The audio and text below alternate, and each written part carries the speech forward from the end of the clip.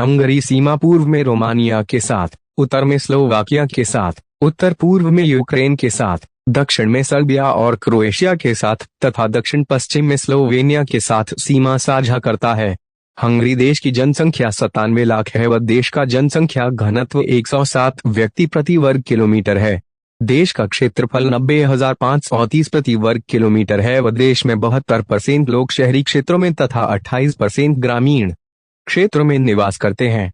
क्या आप जानते हैं यूरोप की दूसरी सबसे बड़ी नदी डैन्यूब रिवर हंगरी की राजधानी बुडापेस्ट शहर के बीचों बीच से गुजरती है। क्या आप जानते हैं बुडापेस्ट में बना हंगरी संसद भवन दुनिया की तीसरी सबसे बड़ी संसदीय इमारत है तथा इसे यूरोप में सबसे पुरानी विधायी भवनों में भी गिना जाता है। आपको जानकर बेहद हैरानी होगी कि आप अपने बच्चे का हंगरी में नाम नहीं दे सकते जब तक कि इसे सरकार द्वारा स्वीकृति न हो।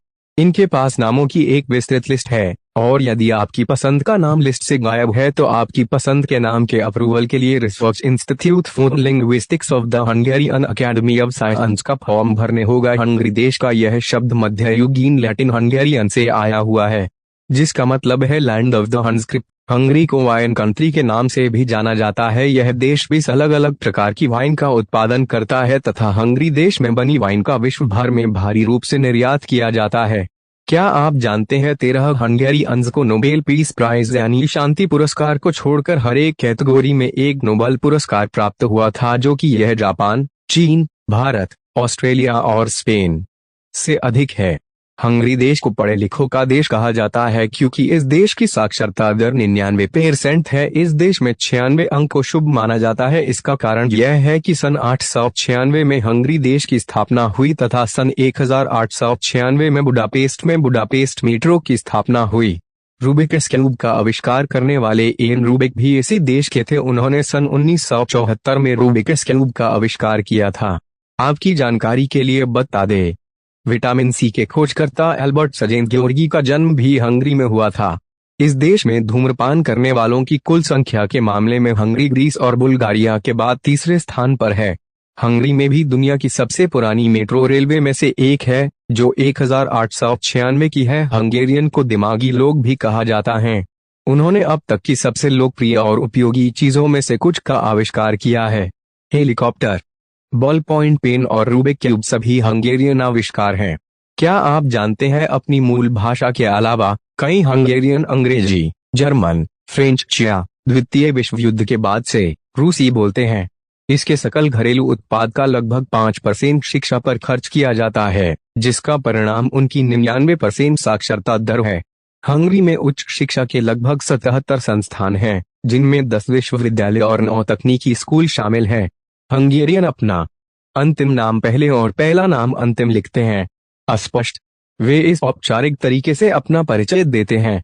हालांकि लोग एक दूसरे को उनके पहले नाम से बुलाते हैं, लेकिन सार्वजनिक परिचय में वे पहले अंतिम नाम का उपयोग करते हैं।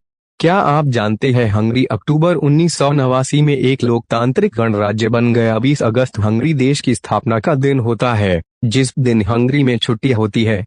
हंगरी देश की सबसे बड़ी झील बालटन है, जिसका क्षेत्रफल 601 वर्ग किमी है।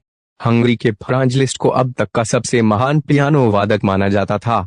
वह एक प्रसिद्ध और प्रभावशाली संगीतकार, पियानो शिक्षक और कंडक्टर भी थे। क्या आप जानते हैं बेसिक प्रोग्रामिंग भाषा, टेलीफोन एक्सचेंज और इलेक्ट्रिक मोटर का आविष्कार भी हंगरी में हुआ था? और वे फुटबॉल भी बहुत अच्छा खेलते हैं। लीजेन फेरेंटपुस्कस सर्वकालिक शीर्ष फुटबॉल खिलाड़ियों में से एक हैं। हंगेरियाई लोग लाल मिर्च पाउडर के बहुत शौकीन हैं। लगभग 1/3 मूल हंगेरियन, लगभग 5 मिलियन, हंगरी के बाहर रहते हैं, ज्यादातर रोमानिया में, लेकिन हंगरी से सटे अन्य देशों में भी हंगेरियाई लोगों ने एक साथ चुंबन का गिनीज वर्ल्ड रिकॉर्ड तोड़ दिया जब 2007 में बुडापेस्ट की संसद भवन के बाहर 6400 से अधिक जोड़ों ने होंठ बंद कर लिए। हंगरी का राष्ट्रीय व्यंजन तुरोस चुसा, पनीर और भुने हुए क्रैकलिंग के साथ नूडल्स। हंगरी का राष्ट्रीय व्यंजन तुरोस चुस्सा है, जो पनीर, कभी कभी मीठा और भुने हुए क्रैकलिंग के साथ नूडल्स या आटे के डंपलिंग से बना होता है। यह व्यंजन हंगेरियन संस्कृति का एक महत्वपूर्ण हिस्सा है।